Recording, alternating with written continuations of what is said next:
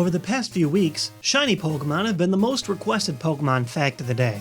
While I'm sure most fans know what shiny Pokémon are, I'm going to do my best to take it one step further and explain as many intricacies as I can about the reasoning behind shiny Pokémon, as well as the different places they've popped up in popular Pokémon media.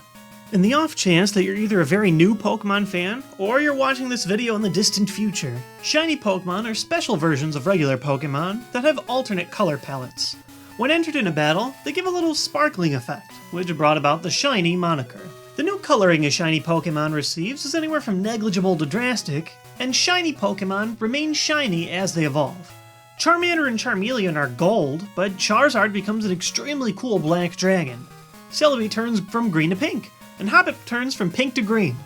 Jigglypuff changes to a slightly different color with green eyes, and the ever-popular Pikachu goes from yellow to, well, a slightly darker yellow. But why does this happen? How did it begin? And how can you catch a shiny Pokémon today? I'm hoping to explore this topic in as much detail as I can, so let's try and find out. Shiny Pokémon began in Generation 2, available as early as Pokémon Gold and Silver or the Game Boy Color exclusive Crystal, although it'd be admittedly difficult to spot the differences if you were still playing on a classic Game Boy. Even if you've never encountered a shiny Pokémon in your life from the wild playing that game, it's actually one of the very few moments in Pokémon history where you were given a free chance at capturing one. Remember the red Gyarados in the Lake of Rage? He's a shiny, although he's admittedly a little less special since everyone has gotten the same shot you have at grabbing him.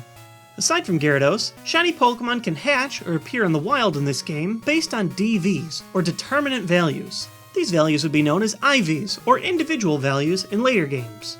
These values, which I'm sure will be brought up in greater detail in another video, alongside the EVs that I talked about in last episode, are the equivalent of Pokémon genetics. Pokémon, like humans in real life, are born with genetic values for each of their major stat categories. Even when perfectly leveled, a Pokémon with better IVs will always be better, meaning that some Pokémon are destined for greatness straight out of the egg.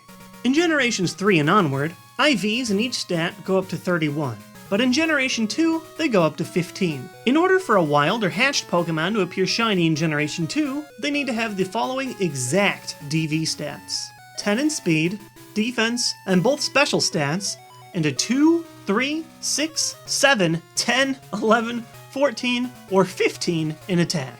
I know this numbers nonsense sounds confusing, and trust me, it is. But if you're playing Generation 2 and are curious what your Pokemon's DVs are, I've included a DV calculator in the description below. Fun fact, in Generation 2, Unknown's letter is also calculated by these IV-like stats. Ironically, the only letters that can become shiny for this reason are, well, I and V.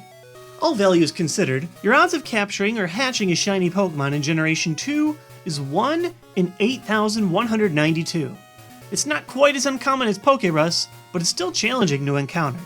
And don't forget, you still have to catch the wild Pokemon if they're shiny. Knocking out a shiny Pokemon in the wild is one of the most painful things that can happen to you in Pokemon, and I don't want to talk about it. Because Generation 2 has shiny Pokemon that are based on their DVs, a hardworking breeder with way too much free time could potentially breed ideal combinations to create more likely shiny combinations out of eggs.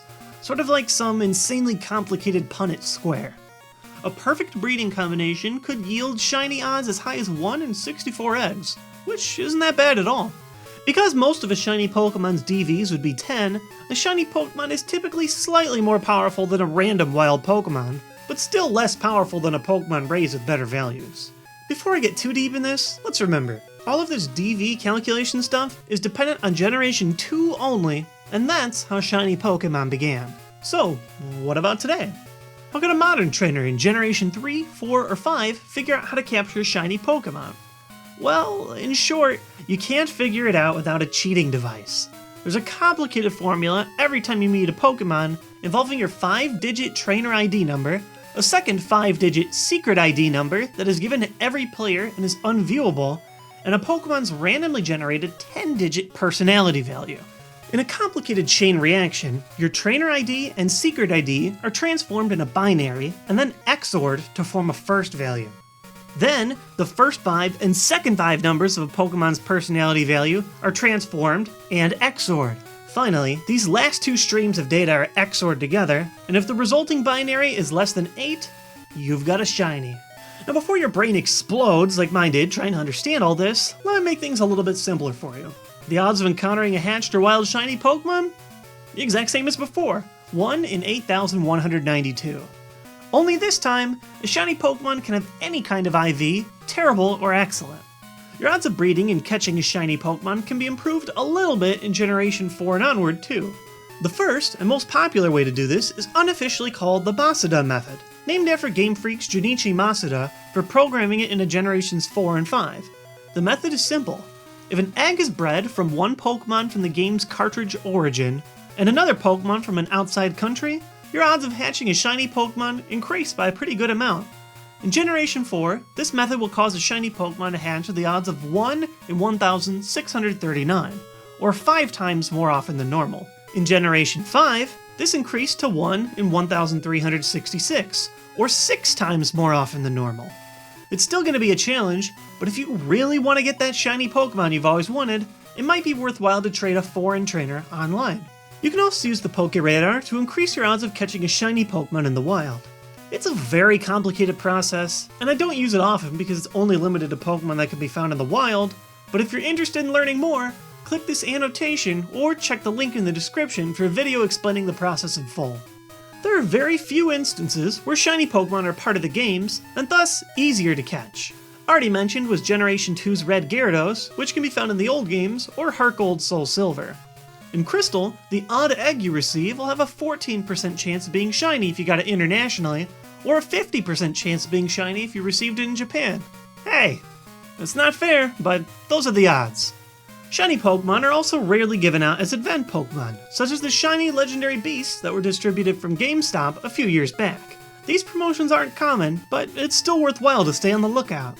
If you want more easy to find shiny Pokemon, you'll have to wait until Black and White 2 is released, where there's a lot of love for shiny dragons. By defeating Elder's grandson in the Black Tower in Black 2, you'll get a shiny Gibble. If you defeat him in the White Tree Hollow in White 2, he'll give out a free shiny Dratini.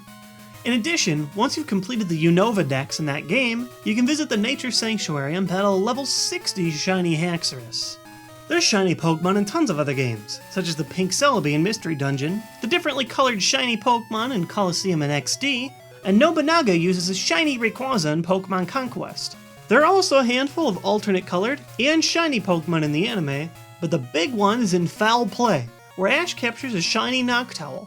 That episode aired over a decade ago, and a main character in the series hasn't caught a shiny Pokemon since.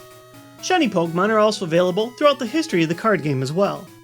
They began as Shining Pokemon, extra rare cards in Neo Destiny and Revelation that were straight up modeled after the shiny Pokemon in the games, most notably the Shining Gyarados that was available when the card type was first introduced. Starting with Team Rocket Returns, shiny Pokemon were introduced as Pokemon Star cards, limited to 1 per deck. From the Black and White set Next Destinies onward, shiny Pokemon have appeared in every set. Each is a reprint of a previously available card. Despite the fact that shiny Pokemon offer no real statistical bonuses, there's something intriguing and compelling about Pokemon in an alternate color that makes them extremely desirable. Whether you use the Masuda method, a Pokéradar, or simply hope to find a shiny Pokemon along the way in your journey, good luck finding, catching, or breeding a shiny Pokemon sometime soon. Boom, boom,